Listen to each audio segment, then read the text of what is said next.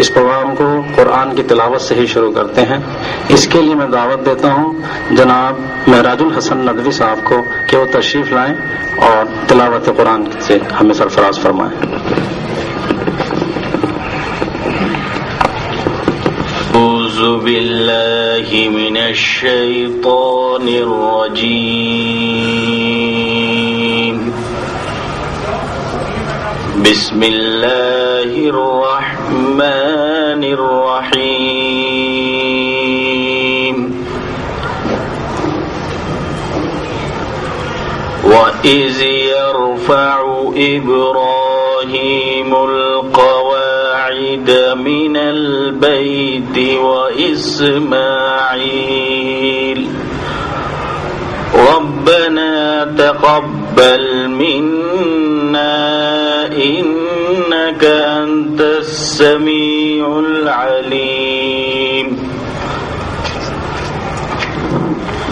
رَبَّنَا وَاجْعَلْنَا مُسْلِمَيْنِ لَكَ وَمِنْ ذُرِّيَّتِنَا أُمَّةً مُسْلِمَةً لَكَ وَأَرِنَا مَنَاسِكَنَا وَتُبْ عَلَيْنَا إِنَّكَ أَنْتَ التَّوَّابُ الرَّحِيمُ. رَبَّنَا وَابْعَثْ فِيهِمْ رَسُولًا مِّنْهُمْ يَتْلُو عَلَيْهِمْ آيَاتِكَ وَيُعَلِّمُهُمُ الْكِتَابَ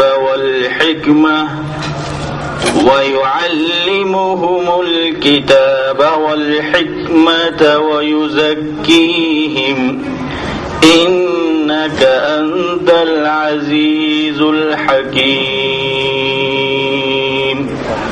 صدق اللہ العظیم. کلام الہی کی چند آیات سے اللہ تعالیٰ نے ہمیں سرفراز کیا. ایک حدیث شریف ہے جس کا مفہوم ہے رسول اللہ صلی اللہ علیہ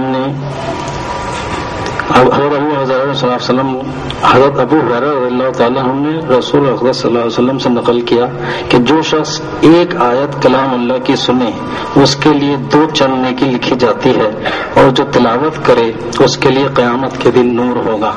اللہ تعالیٰ ہم سب کو اس گروہ میں شامل فرما لے. اب ہمارا پروگرام کا اگلا حصہ جو خاص ہے اور اس کے لیے ہمارے درمیان ڈاکٹر اسلم پرویز صاحب تشریف فرما ہیں.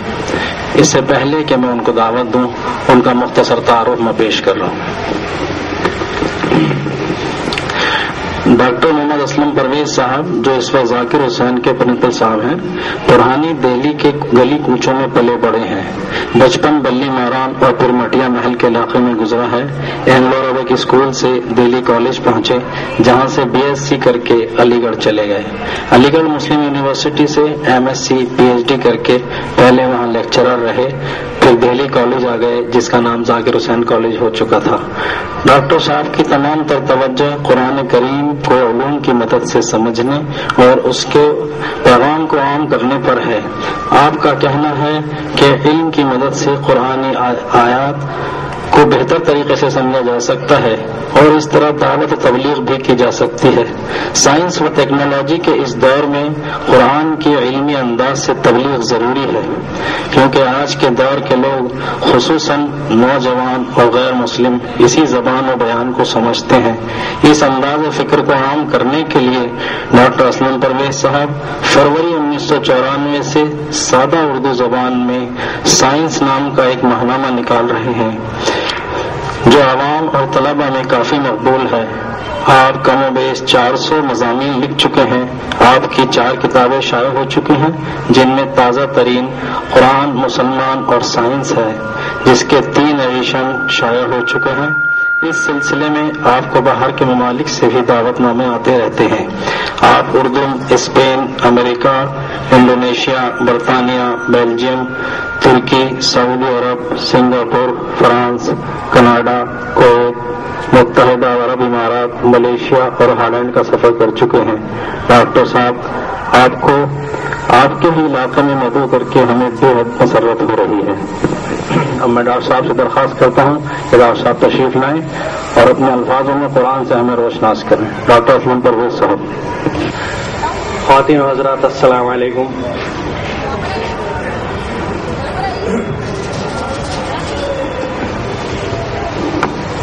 اللہ کا بڑا شکر ہے کہ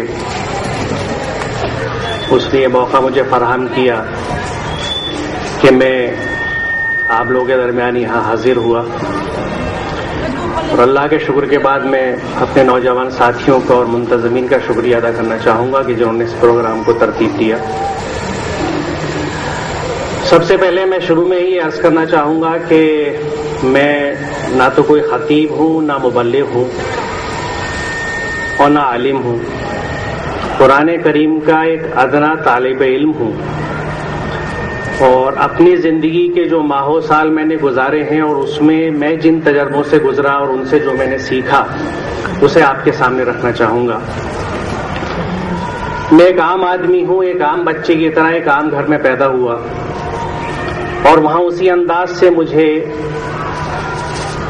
دین کی، اسلام کی تربیت دی گئی جو ہمارے ہاں مروج طریقہ ہے کہ نماز سکھائی گئی، اس کی ادائیگی کری، قرآن کریم کو